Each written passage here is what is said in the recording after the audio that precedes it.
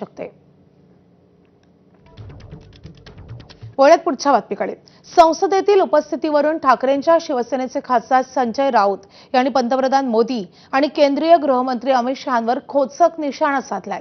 पाहुयात त्यांनी ट्विटमध्ये नेमकं काय म्हटलंय।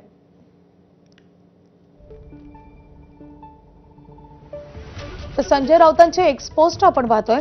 एक वेळेस संसदेत येऊन तर पहा, घाबरू नका। राहुल गांधी संस्कारी आणि सद्गृहस्थ, ते तुम्हाला काही करणार नाहीत। सभागृहात थोडी धुलाई करतील, त्यांचा एवढा तरी अधिकार। राहुल गांधी दरवाजावरच लपून छपून बघू नका।